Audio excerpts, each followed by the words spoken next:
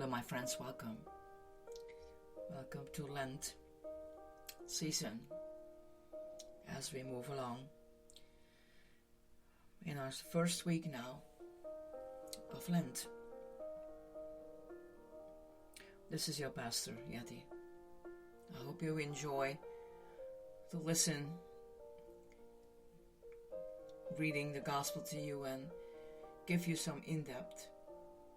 We all walk through the desert, finding our way and maybe have to let go some things behind.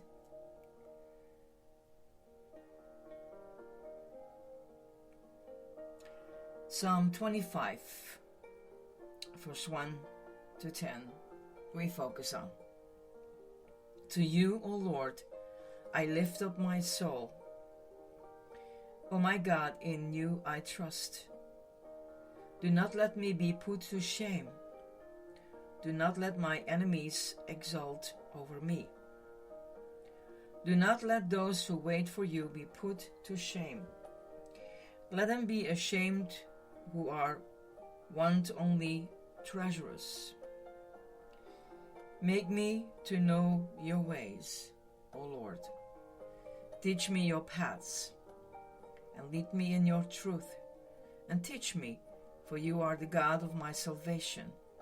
For you I wait all day long. Be mindful of your mercy, O Lord, and of your steadfast love, for they have been from of old. Do not remember the sins of my youth or my transgressions. According to your steadfast love, remember me. For your goodness' sake, O Lord. Good and upright is the Lord, and therefore he instructs sinners in the way. He leads the humble in what is right, and teaches the humble his way. All the path of the Lord are steadfast love and faithfulness. For those who keep this covenant and his decrees.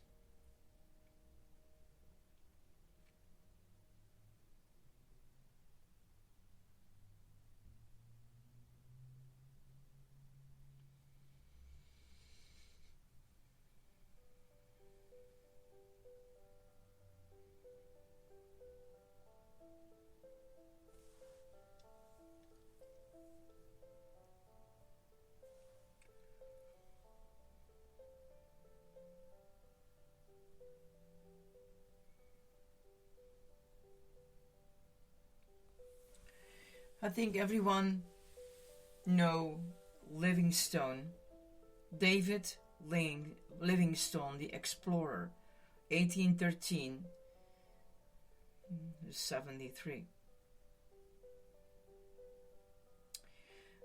Livingstone was a great hero to 19th century Christians. He combined evangelistic zeal with a restless hunger for both geographical and scientific exploration. And long before people became cynical about such things, he genuinely believed that he was bringing civilization to the vast and hitherto unmapped interior of Africa. I am prepared to go anywhere, he said, provided it be forward. We today might want to point out the folly of blundering on into the unknown, and of doing things that might have, to say the least, more ambiguous results than he intended. But there is no doubting his sheer courage and energy, which pushed most of us, whose efforts are no doubt equally ambiguous, though on a more domestic scale, to shame.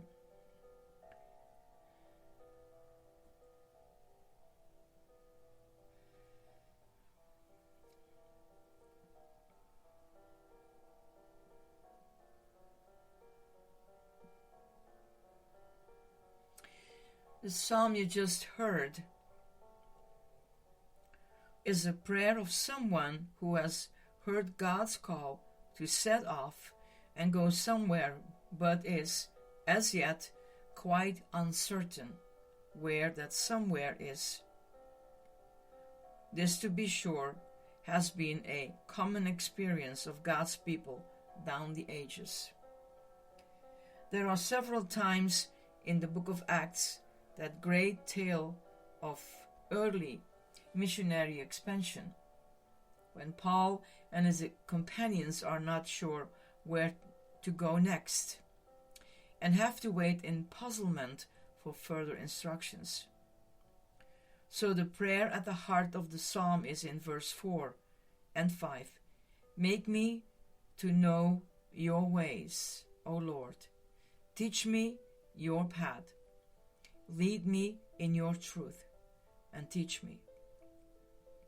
That should be our prayer day by day, and especially now as we have set off on this Lenten journey. Experience of past Lents suggests that it can be a time when those who take it seriously find that, like the early explorers, they are going out into a country they don't know, full of unforeseen hazards as well as glorious possibilities. But the problem is not just that we don't know where we're going. There are two other difficulties which we will be all too aware of. First, there seems to be hostile forces all around us.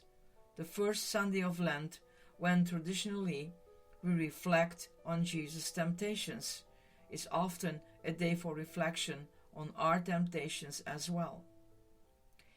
Anyone determined to make a first start and to go forward with Jesus into the unknown is almost bound to find that testing of one sort or another increases dramatically.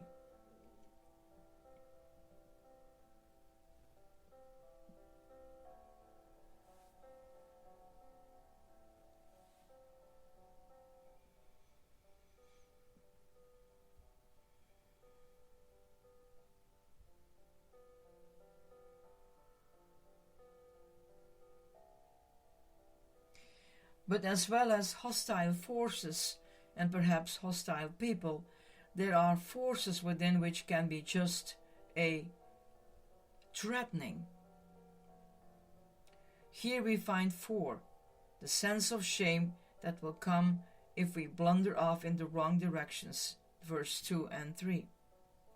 Or past mistakes and downright sins, verse 7, and in the later part of the psalm, beyond the verses set for today, loneliness, verse 16, and other troubles of the heart, verse 17.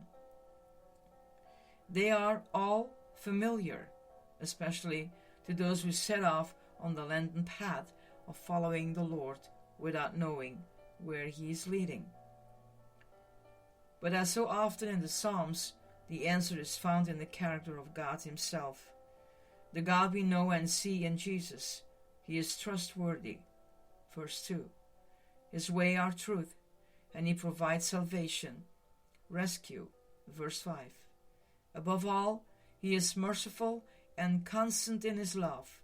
Verses 6 and 7. He is good and upright. Verse 8.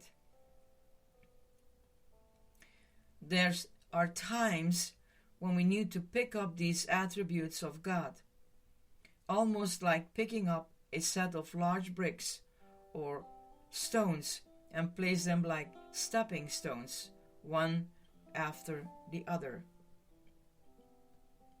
In the river we are trying to cross. That is part of what it means to wait on God, verse 5. Then we can walk ahead, not because we know the way or are feeling especially brave, but because we know there is solid ground under our feet. This is not folly, it is humility, verse 9. And if we're waiting for the Lord and relying on Him, we will naturally want, as left to ourselves, we often do not naturally want to keep His covenant and His decrees. Verse 10. Obedience, in fact, arises most naturally, not from an edict being forced on us against our will, but from that sense of humility which comes when we know we don't know the way, but trust that God does. The first Sunday of Lent is the time for looking the enemies in the face and names them before God. It is also the time to look God in the face and learn to trust Him for every step of the way.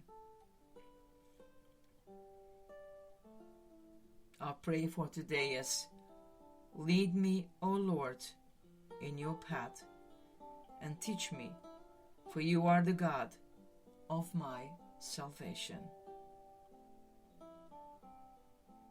Have a good start in the first week of Lent, as we prepare and need to wait, but also God is waiting for us.